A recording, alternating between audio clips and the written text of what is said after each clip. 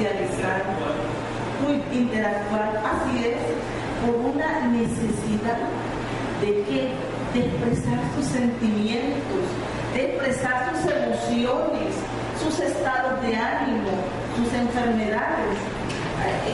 Los niños cuando están llorando y están llorando, que lloran fuerte porque tienen el cólico, nosotros sabemos que se está comunicando, él está comunicando que le duele, pero no sabemos dónde, pero el solo hecho de llorar y ver que se pone rojo, sabemos que él está comunicando algo, y en ese momento no es de con tan buen pronóstico, precisamente nace por esa necesidad de comunicar, pero no solamente sentimientos de dolor, de alegría, y ¿saben qué?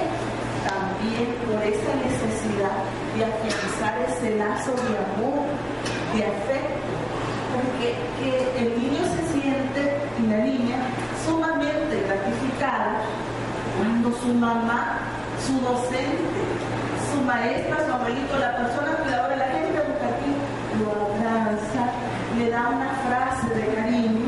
Eso para los niños vivencia para toda la vida, ese vínculo afectivo.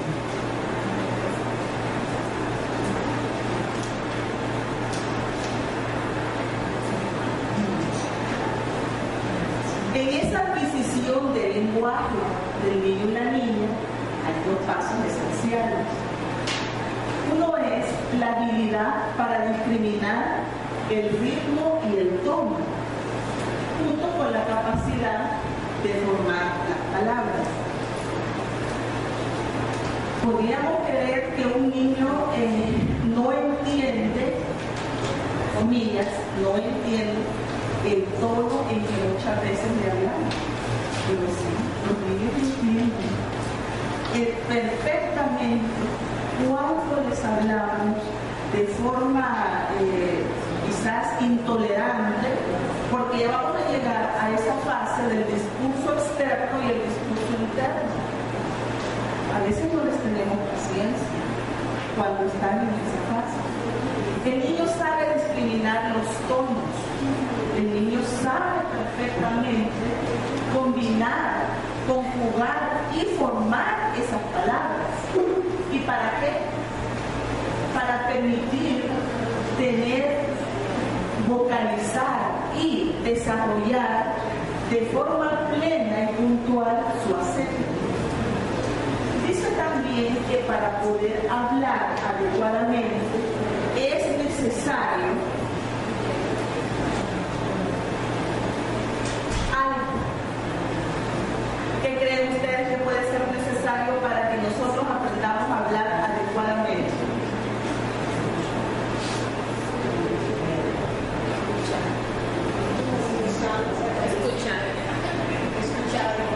Para que el niño desarrolle adecuadamente su lenguaje, el habla, es necesario que nosotros le hablemos lentamente. El material lo menciona en múltiples ocasiones. Esa necesidad del niño de escuchar lentamente, porque es de la única forma que nosotros podemos enseñarle a él que el niño se detenga. Es de veras que cuando el niño y la niña está expuesto todo el tiempo a la televisión, a ese niño tiene severos problemas de audición, de lenguaje. También esos niños que tienen repetidas infecciones en el oído, en los oídos, tienen severos problemas de audición y también de lenguaje. Continuamos.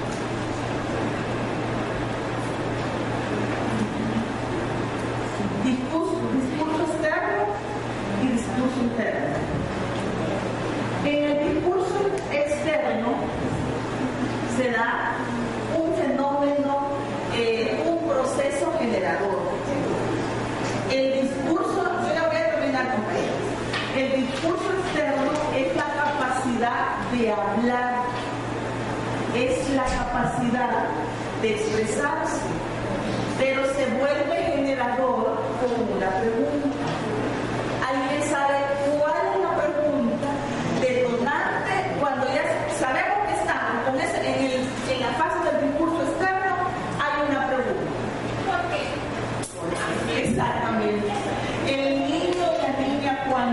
por qué?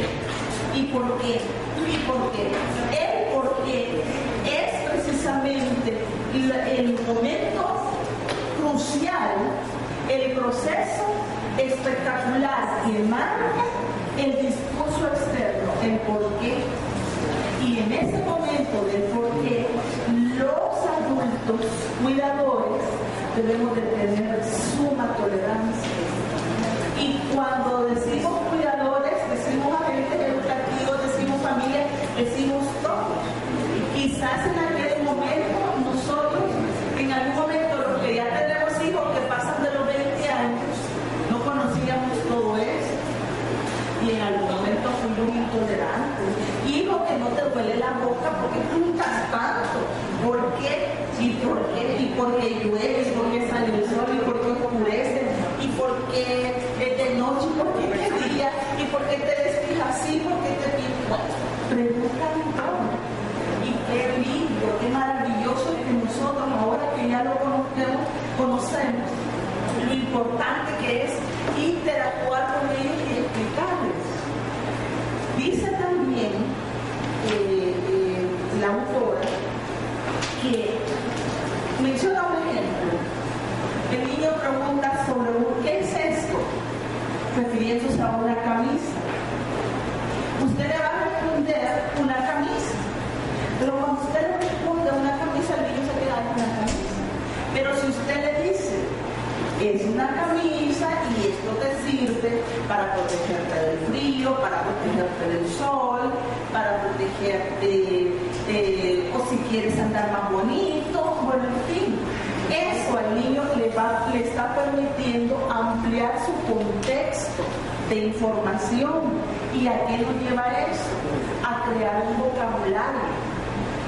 Poco a poco, con esta interacción, y la mamá, el papá habla, que el niño pregunta y le respondemos, estamos creando las estructuras cerebrales, estamos creando ese vocabulario, ampliando su vocabulario. Algo que también viene acompañado posteriormente es el discurso interior. Cuando yo leía, sentía que me daba la impresión que esto lo podemos comparar con lo que llamamos conciencia, porque precisamente el discurso interior dice que controla, que es sacado del niño, ya controla su comportamiento.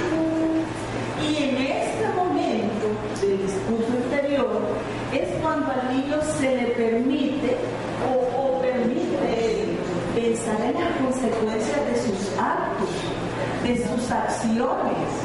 El niño en este momento refuerza la estructuración del lenguaje y sobre todo es un momento oportuno para desarrollar esas habilidades sociales, ese comportamiento, ese respeto.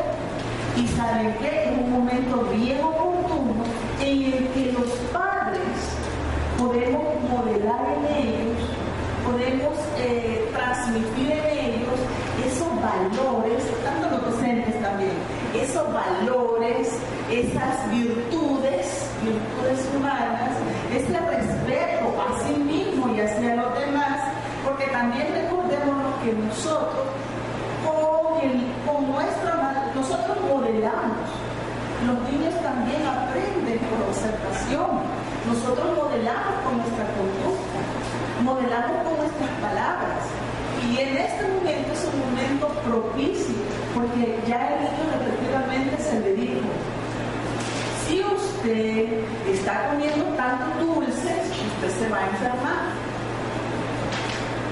Ya se le dijo una y otra vez, quizás al principio él no lo comprendía, pero él sabe que le va a doler el estómago si él come tanto dulce. ¿Ok? Ya el niño lo piensa, no, si yo puedo estar vez me lo como de verdad en el estómago, no lo voy a hacer.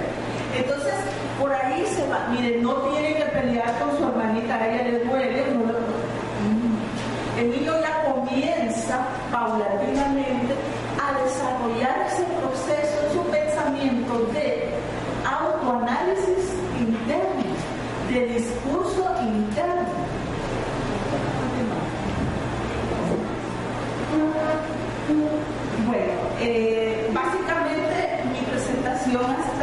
llega. Realmente el material es precioso, armonioso. Tenemos nosotros en el nuevo currículum de la primera infancia precisamente un área de expresión, comunicación y representación. Y en esta área se vivencian situaciones de aprendizaje en las cuales estos materiales nos pueden favorecer increíblemente y realizar esos efectos multiplicadores con docentes y con el personal APPI.